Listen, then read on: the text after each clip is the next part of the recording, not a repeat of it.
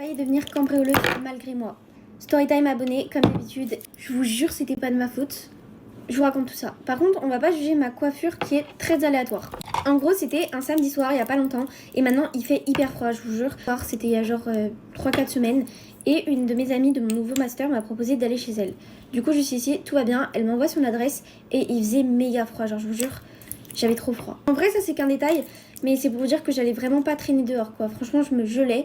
Et du coup, bref, elle m'envoie son adresse et je décide d'y aller. On se fait une petite soirée entre nous. Genre vraiment que nous deux, tranquille. Révision plus soirée Netflix. On a vraiment improvisé ça, genre à la dernière minute.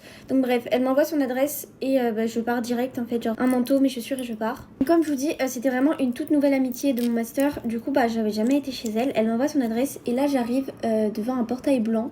Une sorte de portail blanc mais fermé.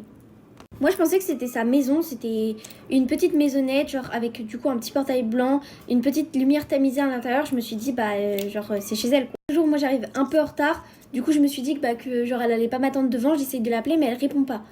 Donc je réessaye d'appeler une deuxième fois, elle répond toujours pas. Et du coup là je vois qu'elle me répond pas, je me dis je vais lui envoyer un petit message et je lui dis je suis là, ouvre-moi.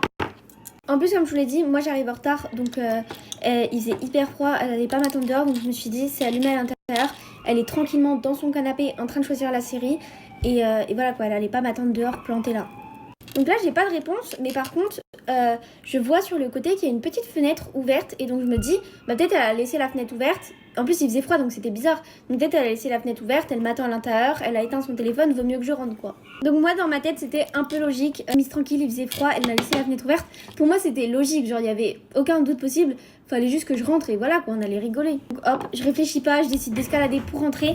Oui, j'avais aucune dignité. Sauf que là, vous voyez la fenêtre, il y avait un petit rebord, genre elle était assez en hauteur, donc moi j'escalade. Tac, je saute, j'atterris direct en plein milieu du salon. Ce que je vois, c'est pas ma copine tranquille avec un plaid dans le canapé en train de choisir notre série Netflix qu'on allait regarder. Non, non, non. C'est un vieux monsieur torse nu, en pyjama, dans son canapé avec son chien qui grogne. Là, j'ai bégayé, mais j'ai tremblé, j'ai regardé derrière moi. Tout a fusé dans ma tête, je vous jure. J'ai juste sorti une phrase en bégayant, je crois, j'ai dit désolé monsieur, je me suis trompée, ou un truc comme ça. Et j'ai couru, j'ai sauté par la fenêtre, j'ai couru, j'ai fait le sprint de ma vie. Et là, il y a mon ami qui m'appelle et qui me dit coucou, je suis désolée, j'avais pas vu, j'étais en train de prendre ma douche. Et elle me dit je t'ai envoyé la mauvaise adresse, c'est 2 rues plus loin, genre c'est 2 chiffres plus loin. Là, je me suis arrêtée de courir, j'étais trop mal, je vous jure. J'arrive pas à ouvrir mon highlighter depuis tout à l'heure. Genre, je vous jure, j'étais trop mal. Genre, j'ai même pas pu expliquer à ma meilleure amie ce qui s'était passé tellement j'étais essoufflée, perdue, je bégayais, je tremblais. J'étais très mal.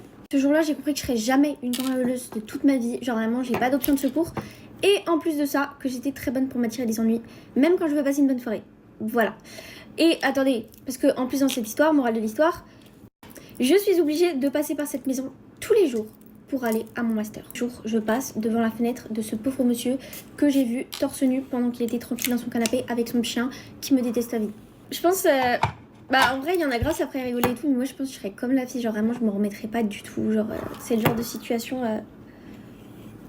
Moi, je suis trop gênée. Donc voilà. Franchement, courage. Moi, je me serais décomposée comme elle, je pense. Après, voilà, il n'y a rien de mal. Elle a rien fait de mal. Heureusement que le monsieur, il a pas... Enfin, heureusement que tout s'est passé très vite. Vous voyez, heureusement que lui, il n'était pas dans sa douche ou un truc comme ça, qu'il n'est pas sorti, qu'il a vu la fille, qu'il n'y a pas eu la police ou des trucs comme ça, vous voyez. Tout s'est passé très vite. Après, je crois que de ce qu'elle m'avait dit aussi, elle a eu très peur les prochains jours. Genre que le monsieur ait appelé la police ou qu'il ait posé une plainte ou un truc comme ça, vous voyez. Genre, elle a eu très peur les prochains jours que quelqu'un la recontacte. Pourquoi mes cheveux, ils sont moches? Ça va pas du tout marcher mes boucles. Bref, ouais, c'est la cata. Ok. Bon, du coup, voilà tout le monde. Vous m'aviez beaucoup dit de reprendre les storytime, donc je reprends. Dites-moi si ça vous plaît. Ce côté-là, il a pas marché. Bon, voilà. Bref, bisous.